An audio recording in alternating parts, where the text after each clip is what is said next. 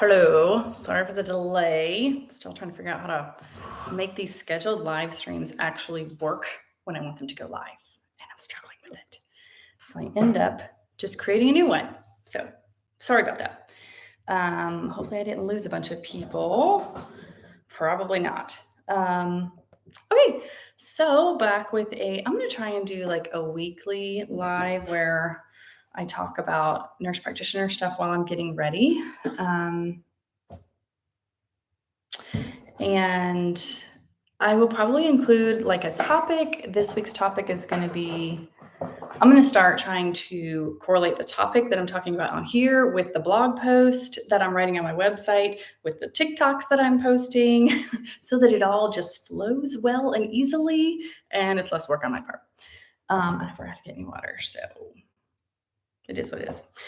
So this week, I wrote a blog post on resume mistakes, the most common resume mistakes that I see nurses and nurse practitioners make. And a lot of people joined the live last time that I didn't know or that were not subscribers. So I don't know if many of you watching know who I am or have met me. If we haven't met, my name is Bree. My name is Brianna. I go by Bree. Everybody calls me that because it's easier.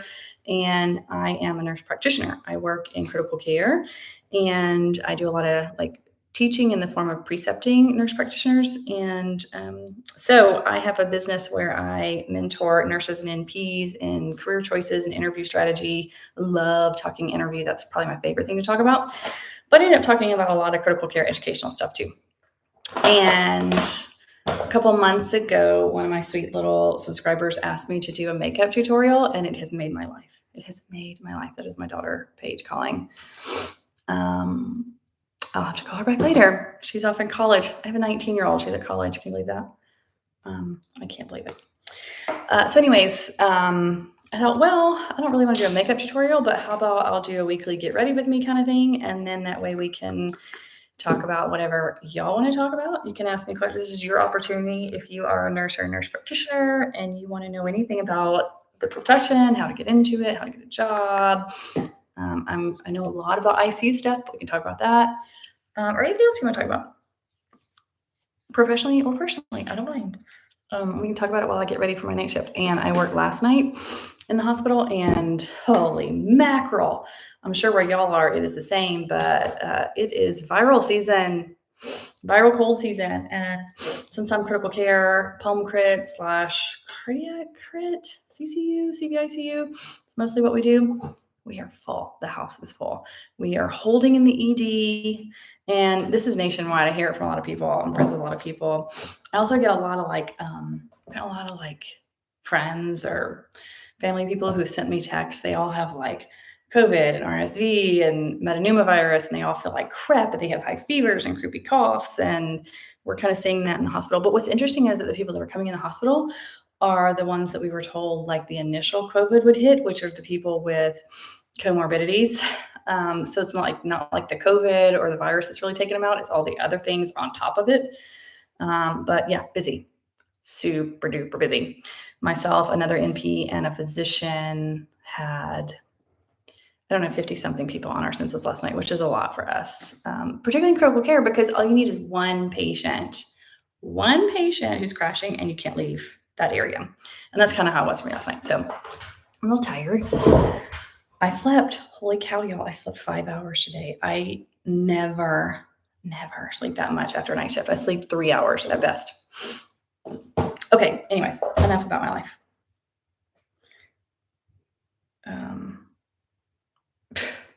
Okay, so she wants to know about filling out her FAFSA. That's right. That's what your college age kids call you for. Money. How can I get money to pay for school? Okay, all right, so professional topic this week, unless anybody wants to throw some chats in there, that's just what I will plan on monologuing about. So, and multitasking is a little challenging for me, so I'm gonna try and do that.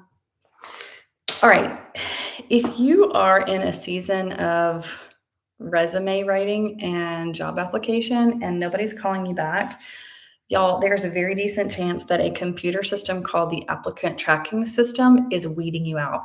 And I knew nothing about this thing until like a year ago. And when I did learn about it, I went down a rabbit hole, like researching what it is. And it was kind of like, I had this like conspiracy theory moment, like, oh my God, they never told us this. Why did they never tell us this? This is the secret, y'all. I had no idea. I had no idea. Um, so before we get into like the common mistakes I see on resumes, we have to talk about the applicant tracking system because that is a big piece of it. The applicant tracking system is a software program that HR programs at most, decent sized companies use to weed out and also select appropriate candidates. So they use it in both ways. One way is to, automatically scan a resume for job titles, keywords, relevant skills that apply to that particular job. But if they don't see them, you're out. So you could very likely not be getting a call just because the words you put in your resume aren't what they want to see. Right? You could be the most qualified candidate in the world. And if you're not writing it correctly, it will never be seen by human eyes. This is probably like those situations where you submit a resume and you never hear anything back, like never anything, not even an automatic anything back. That's probably what happened. Unless you're just totally not qualified for it. Okay, that is just to be expected, right? But the other thing it does is so it weeds people out, but it also looks for more of the like specific buzzwords for this type of job and this specialty that fit the best. And these programs are designed by the teams looking to hire. So if you can get to the root of like what people who are hiring nurses or NPs in the specific area want to hear, you're going to be flagged as a good candidate. So it's all in the words that you use in your resume. It is so, so, so important. And I had no idea how important it was. So bear that in mind. Most of the things we're going to talk about today are going to have relevance to the ATS and how you break the code. Get past the conspiracy theory, break the code. All right, I'm getting ready as we talk. Otherwise, I won't be ready for work when it's time. Okay, so I have to refer to my notes because night shift brain, y'all. I guess first what I want to talk about is the length. Okay, let me back up just a little bit. So I see a lot of resumes because I do interview strategy talks, consultations with people, and also career trajectory like mentorship. So I usually have people send me their resume. So I see a lot of resumes like across the nation. And within my group, we are constantly growing and turning over. So I feel like we're interviewing constantly. I see a lot of resumes, mostly from NPs, but I do see some physician resumes because we're always hiring doctors too. Doctor resumes are very different than NP resumes. Doctors typically submit CVs, which if you don't know the difference, a CV, curriculum vitae, is that how you say it? I don't know. Is more designed for the person who has to submit what am I trying to say? Like the proof of their work. So like anybody who is going into academics, a scientist, writers, possibly artists, people who have to kind of prove that this is what they've done during their training and their previous work experience, it needs a lot more length. And so it's structured differently. And that's what a curriculum vitae is. Most nurses and NPs have been taught to do resumes.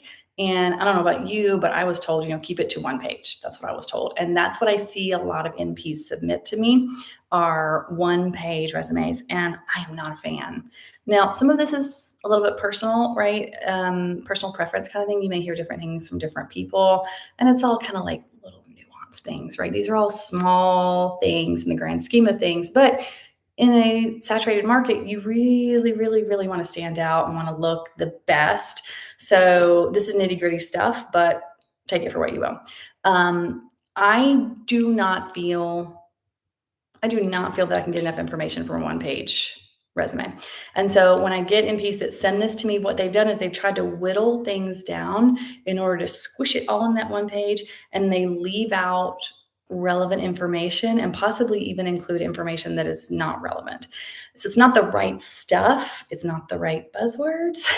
So if you make it past the ATS and you may have included just enough of the right stuff, but not enough detail to make you like the most qualified candidate. So you're probably going to get a little bit more drill down kind of questions during your interview. So if you're going to interviews and you're having people say things like walk me through your resume or fill in the gaps in your resume, that's a takeaway. That's a takeaway that your resume isn't supplying enough of the right kind of information. So that's my first thing is length. Don't be so stressed out about getting it on page. I don't know why this came about, why this rule exists. Who cares? If it's 2 pages, if it's 3 pages, that's fine. It has to be the right kind of information, but enough of it so that I get a sense of who you are or what your experience is and what I need to ask you in the interview. So that's my first thing, length. Don't be so stressed out about the length. Granted, if it's super long, switch it over to a CV, or your problem is probably going to be the second or third thing I'm talking about, which is too much fluff. Okay. Actually, that's the next thing I'm going to talk about. Let's just skip right to that. Too much fluff. Okay. I got to keep getting ready, though. Keep getting ready. Okay. This is maybe the most common mistake that I see is that people regurgitate information, redundant information. If there is any part of your resume, I don't care what part it is, where you've listed a job description and bullets or sentences underneath it to describe what it is, and it's repetitive. This is like my biggest pet peeve. Don't do it. Don't do it. First of all, I've already read it before. Secondly, it's not telling me anything, right? This is what I commonly see. Nurse practitioners who have experience will list their last couple of NP jobs, and it'll say like assess, diagnose, and treat. Well, okay, but that's fluff. It tells me nothing. What does that tell me? It tells me that you know how to be an NP and you went to NP school. Great. We all do that. So it doesn't tell me anything. And you'd be amazed at how long the sentences are when people put that in there. It's insane. Now, having said that, you do want to include information about specifically the the patients that you are assessing, diagnosing, and treating. It has to be the right kind of stuff. I'll get to that. That's going to be my next problem. Right now, we're going to talk about too much of the wrong stuff. The other thing I see is too much like non-healthcare. If you're a nurse in particular, limit how much non-nursing jobs are on there. Like nobody really cares too much unless you are a super duper novice, like you're a brand new nurse. I saw one guy one time. I don't know if he would want me to say his name on here or not. I don't think he would care. His name is Harrison. He is a nurse resident, and he was a client of mine. He went to a panel interview for a residency, and he was interviewed by like 4 different nurse units at a time, and he was super stressed. But anyways, he had no experience as a nurse working. He only had experience as a nurse as a student. But what he did have was, oh my God, I totally forgot. Was it in his former career before he became a nurse was something super relevant? I want to say it was like aviation. Oh God, Harrison, if you're watching this, please forgive me. I'll forget. It's been a minute. But those kind of fields where you have to use critical thinking, anything where you had to use critical thinking in your job is great because you can put those buzzwords under that. And that will get you past the ATS, number 1. And number 2, it gives you something to talk about in your interview. Things that are relevant to nursing if you have no nursing experience. But, don't make it super heavy because people in general don't care too much about stuff that's non-nursing or non-NP. Yeah, so that's one thing. Don't include, I don't need to know that you were a waitress when you were 16 years old. Like it doesn't matter. So too much of the wrong kind of stuff, too much redundant information, too much vague information, too much of not helpful information about what you did in that previous role. That's the kind of too much stuff. I see that a lot, y'all. It's a lot.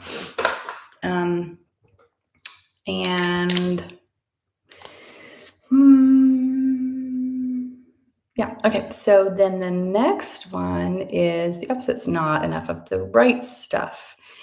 So this is going to go back to talking about the ATS and those buzzwords. All right. You want the job title. So at the top of your resume, your title should be the job that you're applying for. That's obvious, right? If you're a new grad NP and a currently working RN, and you're looking for a nurse practitioner job, your title at the top should not be registered nurse. It should be nurse practitioner elect or nurse practitioner student, or nurse practitioner with date of your exam, because that's the role that you're applying for. So that is a big, big, big red flag for getting kicked out by the ATS. If you are a nurse looking for an NP job and you put registered nurse at the top, nobody's going to call you back. You're not even going to get to see, no human eyes will see your resume.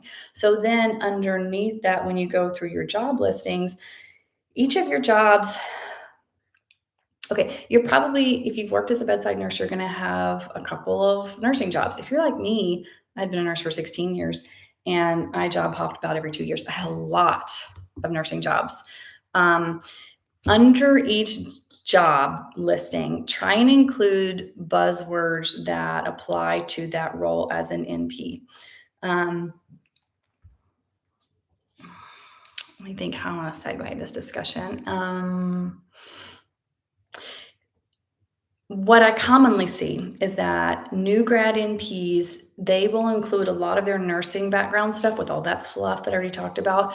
But the section where it talks about what they've done as an NP is like either non-existent or 2 sentences, and it's not nearly enough.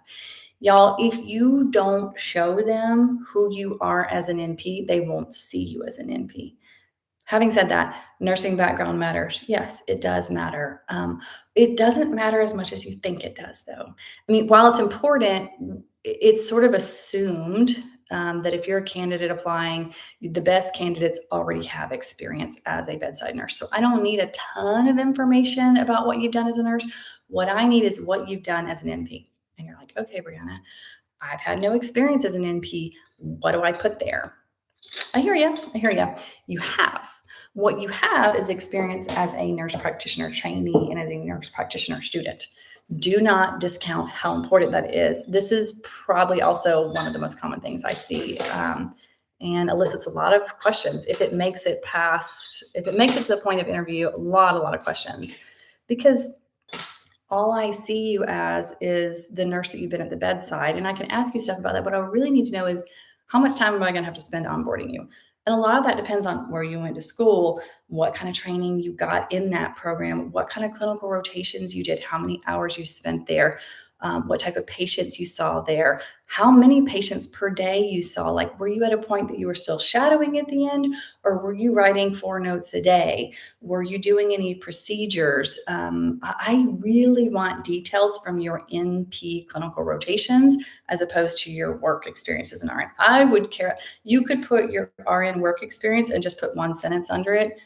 Charge nurse 4 years serving a population of cardiothoracic surgery patients, whatever that specific population was. So I know that that's what you have experience with. That's it. That's all I need. I don't need administer medications, examine patients, document. Like, that's assumed that you already do that. I don't need that. What I really need to know is the details of what you've done as an NP, so that I can then filter through whether or not it's going to take me a year to onboard you or 2 weeks to onboard you. I also highly recommend that you put your preceptor's name and their contact info.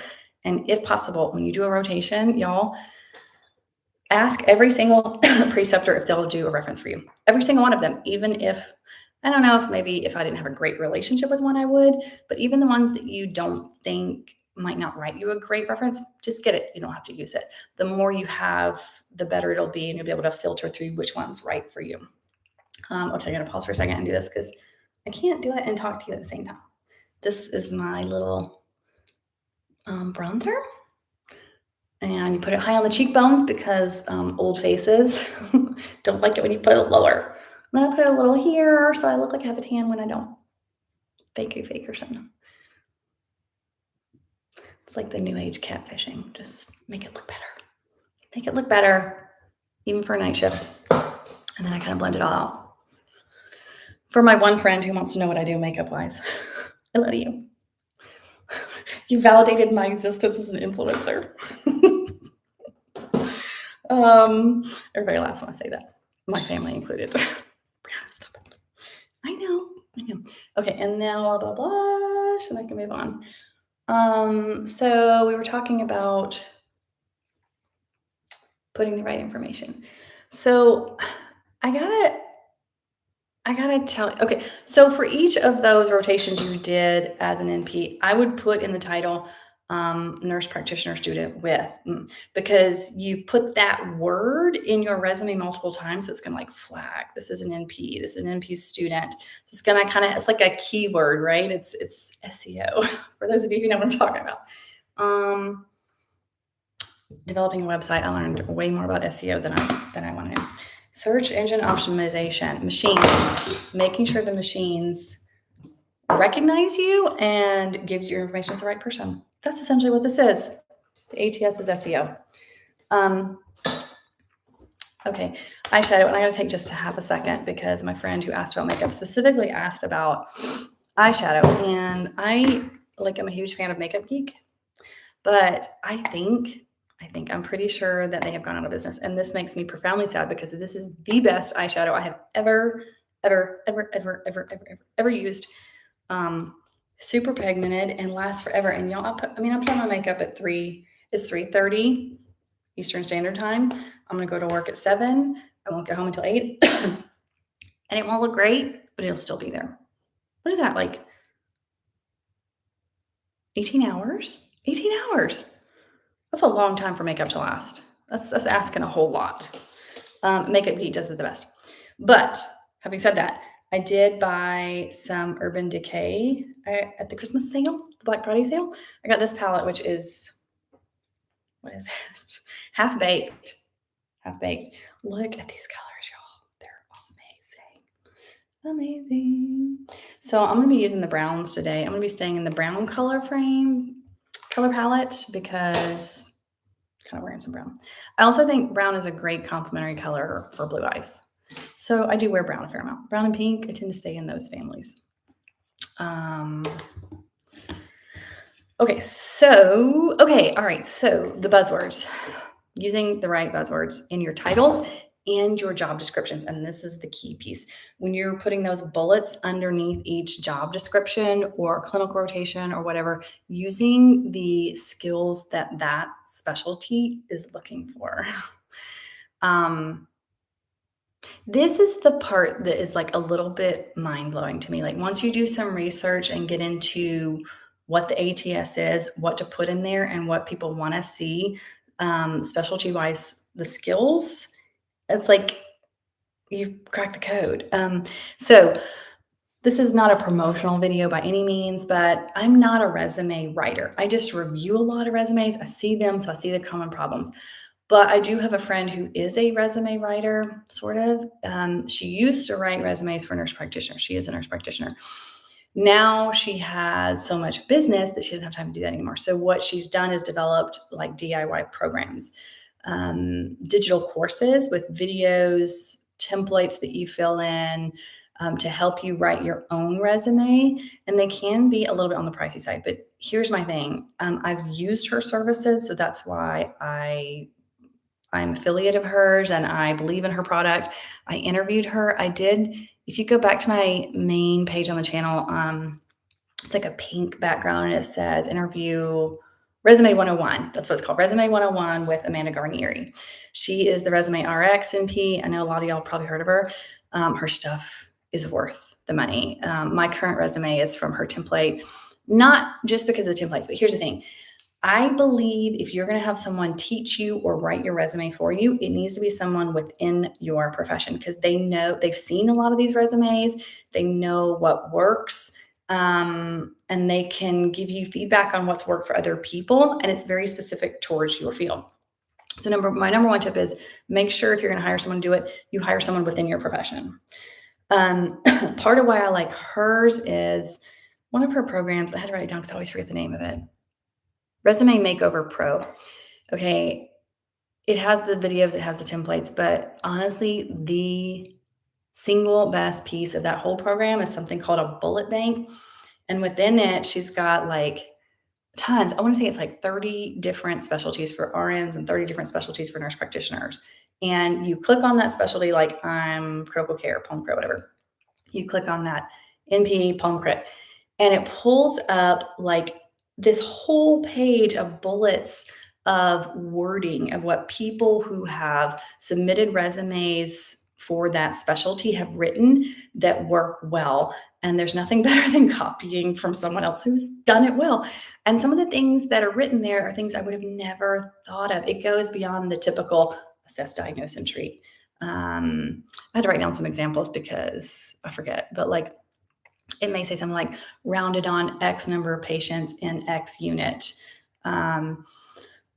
assessed and managed lumbar drains, like very, very, very niched and specialized towards what you did in that role. And it tells the reader, the employer, exactly what they need to know as far as what does this person know already? What am I going to have to do to onboard them? And if you're a student, you would alter that a little bit and it would say, spent X number of hours in this unit, treated this population of people, CCU, maybe advanced heart failure with mechanical support devices, anything like that, learned, adept at managing PA catheters and interpreting, that kind of thing tells so much more information than just assess, diagnose, and treat. What's another example? Oh, like if you're going into a surgical team, you may put something like, X number of cases of vein harvesting, something to demonstrate your experience in this particular role. So those bullet banks are worth every penny of the cost of that program because it's perfect. They have them for like L&D, GI, primary care, which I know nothing about primary care, but I love reading the like bullet banks of stuff there. Because I would have never, I feel like I'd be struggling to figure out, like, what do you say? Like preventive medicine, wellness, promotion of wellness. Well, it's all the same fluff. But like one of the things she found there was like, I didn't write down the exact wording, but it's like proficient in ICD-10 coding and billing for the, I'm like, oh, that's great. That's great. It's brilliant. So anyways, I highly advise her. Amanda Garnieri of the Resume RX. I have links in a lot of my videos. I'll see if I can figure out how to do it on here once this is complete. But she has a lot of different programs. I'm an affiliate, so you can get 20% off if you use the code SAVE20, or I think put my name in. Okay, so enough about her. But even if you don't use her, do some investigation, figure out what the right skill sets are for what you want to do. And then don't just send the same resume to every single job. Alter it just a little bit for each specialty so that it is like the perfect match. Don't you just love these secrets? You've cracked the code. I'm getting super thirsty. Oh, I do have water. Look. Let me just look around. Okay.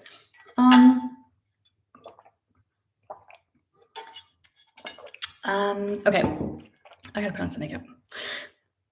I got plenty of time. Let's see. I'm gonna go mid-range brown. So I'm gonna do this one in the middle. It's called Buck Off. I love that. I love really creative plays on words like that. That makes me happy. One time I saw a meme. I don't know if this is real or not, but this is pre-TikTok too. It's just like a picture of a like this strip mall clinic, and it said it's the Hokey Pokey clinic where we help you turn your life around.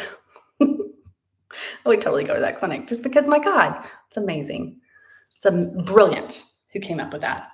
Such clever marketing. So I'm a fan of Buck Off because it kind of looks like buckwheat, I guess. I don't know. So I take this mid-range color and I'll put it right here. I can already tell this makeup is not going to make it till the morning, y'all. My skin is like uber dry, uber dry because I have rosacea, and I can already tell. If you work with me in the hospital, no judgment at 3 a.m., okay?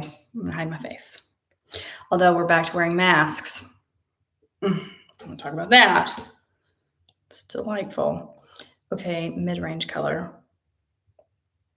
I actually don't know that I have what did I use yesterday? That was so great. Oh, I'm going back to Makeup Geek for my mid-range. So this is my Makeup Geek. The thing about Makeup Geek, Again, I don't think they're in business anymore, but if they are, you get to custom pick your colors and then you make your own palette. So I did this buck off on this part, and then I'm gonna do something a little bit darker. I'll look and see what the name of it is here. This one, like right over the crease. It's called Cheetah Bear. Yeah, it looks like a cheetah bear. And I use an angled brush. I just dab it twice, and I just go like windshield wiper style. I like to see how people put on eyeshadow because I've done the same approach. Like while I alter my colors, I do the same, like, okay, light here, mid-range here, dark here. I've always done the same stuff in the same places, but not everybody does that. It's kind of cool.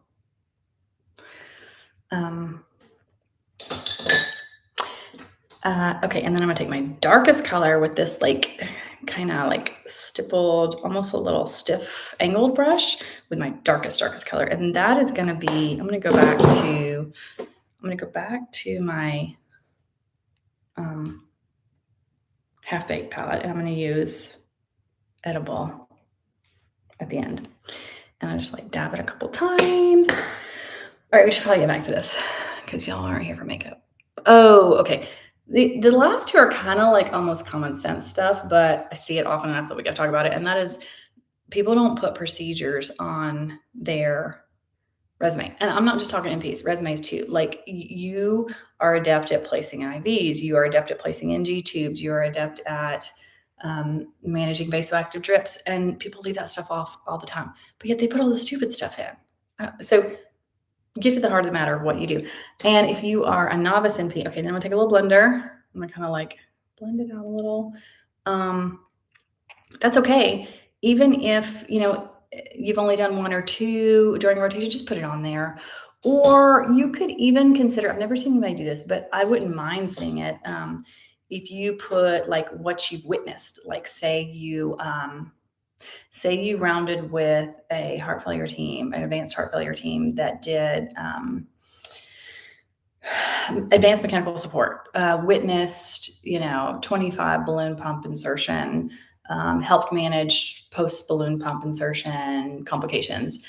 Because even if you didn't put in the line and float the balloon, you have seen it done, and you also know how to manage the fallout of the problems, like how to troubleshoot. So with procedures, as much of it is the skill of doing it as on top of assessing risk, who to do procedures on, who not to do procedures on, what to look for, how to manage complications. That's as much a piece of procedures as the actual process of doing it.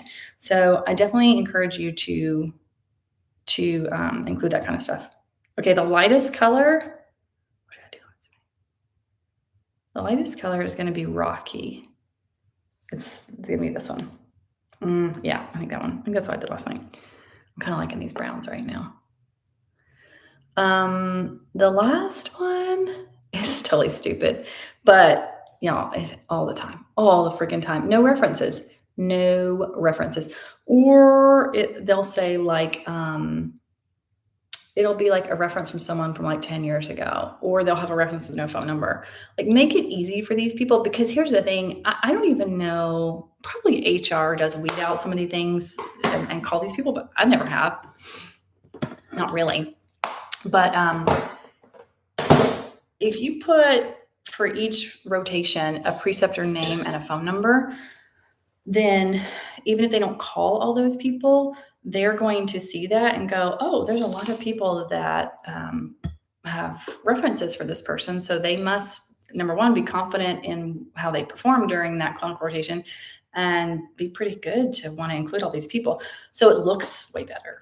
So for each clinical rotation, I would put my preceptor name, phone number, and I would probably also, and this goes beyond the scope of talking about resumes, create a portfolio. On my YouTube channel, watch the video where I interview with a new grad NP, and she talks about the portfolio she created, and it's phenomenal. It's how she got her job in a saturated market in critical care on day shift. What the heck, y'all? It's impossible as a new grad right now. And she did, and that's how she did it. So watch that.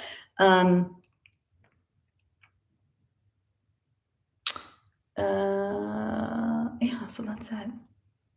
That's it. Let me finish getting my makeup on here real quick, and I don't know, what else y'all wanna talk about? Anybody have any questions? Hello, Mr. Midwife. How are you? Thanks for joining. I really respect Mr. Midwife. Mr. Midwife, I don't know if you're still here or not, or if you know, well, you don't know because I'm probably never talked about it, but my mother was a nurse and she was a midwife, and midwives are my favorite. Oh my God, they're my favorite. I have zero desire to take care of babies or pregnant mommies. I think pregnant mommies are kind of obnoxious, actually. But I really love people who do because that's what my mama did. She was a L&D nurse for most of her career, and then she worked in radiology for a little while just because it was easier with schedule with kids, but she always loved babies. And she went to Emory's midwifery program when it was fairly new and graduated, and she passed away. She's dead. She's been dead since I was 24. So I don't think she would care that I told you, but she graduated and could not pass boards. She took boards twice. I think she just got all in her head. She really got all in her head. She did maybe 2 review programs and just could not pass. And I watched it like absolutely kill her confidence. But while she was still in the process of studying to take it for a 3rd time when she died, but she continued to work as a nurse instructor. She did an LPN to RN bridge program, and I love that. And I tell you what, when she died, the amount of people at the visitation went all the way outside the building and wrapped around it because she impacted so very many lives. And okay, this is probably more than all y'all want to know, but this is how I know God exists. um, because she was a midwife, she just loved everything about the birthing process. And I love all you do, but I don't. But so I remember I was 24 when she died. So I was in college. I had just graduated school, but she was always like, I can't wait for you to have babies. I'm going to deliver them. And it's going to be great. Like she just wanted babies, babies, babies. Right. So, and she was an instructor and she had the issues I told you about, but she instructed OB students. And when I was delivering my first baby, I was like young. I was 26 years old and very naive about the way childbirth works. I just thought this is natural. It just happens. And women have been doing this since the dawn of time. You do it without medication. You go squat in a corner and deliver a baby. And I was woefully wrong. But I was very nervous, right? Because my whole life, I had heard that my mom would be delivering my babies. And so I was in a little bit of a grieving process. She had been dead for 2 years at that point. It was very hard to get married without my mom. It was incredibly tragic to deliver a baby without my mom. But anyways, it was emotional. I was emotional because I was missing her. I was emotional because I was in excruciating pain that I didn't expect. And I had made my husband go to this like Lamaze class. So he's like trying to like coach me through all the phases of begging for an epidural and medication. He's like, no, you said you didn't want it. You said you didn't want it. And so anyways, I was very emotional. So this sweet little nurse who was my OB nurse was putting in my IV, and because I think a lot of OB nurses and midwives, I said, oh, you really like doing this? Really? She's like, yeah, I love it. And I said, what made you want to go into labor and delivery? And she said, your mother did. And I said, I'm sorry. She said, your mom inspired me. And I said, you know who my mom is? And she said, yeah, your maiden name's Mucklow, right? I said, yeah. She said, Lynn Mucklow was my instructor, and she inspired me to be an OB nurse. And I was like, okay, mom, I know you're here. I know you're here. Like, it just was like the best feeling in the world. She took the best care of me. I cried. It was a beautiful moment. It's God's way of letting me know that she was there, right? And she sent someone to look after me. So that's great. It's a moving story, right? Okay. Fast forward 10 years. No, 11 years. Okay. just wait. I'm gonna blow your mind, okay? This nurse works at the system that I used to work for, and I had 2 more babies. Nikki was her name. She delivered Paige, my first one. She delivered Hannah, my third one. Or no, I'm sorry, Molly, my third one. And I was like, Nikki, you're still here. She's like, yes. I was like, okay, Mom sent you. This is great. Well, so I'm at this awards banquet at my hospital. I got an award. She was there. She was getting an award. And she was sitting at the table I was sitting at with my boss and her boss and my husband. And so I'm telling the story of how she delivered 2 of our babies. And she had gone up to get an award. So she wasn't sitting at the table. And I was like, oh, my mom sent her and she delivered 2 of my babies. And it was such a full circle moment. And my husband said, Brianna, don't you remember? She delivered Hannah too. And I said, no, she didn't. She wasn't there. And he said, she wasn't your nurse, but she's the one who delivered Hannah. I said, excuse me? I got to tell you a little backstory here. This is getting long, so y'all probably like don't know the story, but it means a lot to me. With Hannah, she was very big. She was 9'6", and she was 2 weeks late, and they had to induce me, or they had to break my water, and she had shoulder dystocia, which is in baby world a code, I guess. So it was kind of a freak out moment. They turned me like reverse Schellenberg, and I was sort of like not fully cognizant of what was happening. I mean, I wasn't unconscious, but I wasn't aware of what was going on. And John said they all freaked out. Somebody ran out in the hallway and went, shoulders. And all these nurses ran in. And Nikki was pregnant at the time. She ran in. She hopped up on a stool. She took her elbow. She shoved it. I thought she was going to break you in half. It went down to your spine, and Hannah popped out. So she delivered Hannah too. So she delivered all 3 of my babies. So how wonderful is that? You know, spirits are all around us, y'all. They're always here. That's a beautiful way to end this. I'm glad that came up. Thank you, Mr. Midwife, for joining. I'm not quite done. Do y'all want to see the finished product? I should probably finish it off. Y'all are like, she isn't gonna work looking like this. Typically, okay. Oh yeah, I forgot to do. I have to color in my eyebrows because I don't have enough eyebrows. I don't know why. So I color them in with a little bit lighter shade than what I possess, because I color my hair lighter than what I possess. So I want it to kind of like match up some. And, you know, fierce eyebrows are all the thing right now, right? And then my favoriteest thing to do is to just put lip liner on with lip gloss. So this is Urban Decay's, I'm a walking promotion for them, Liar. And this is the other tip I learned, hot tip. You just do the middle, just the middle.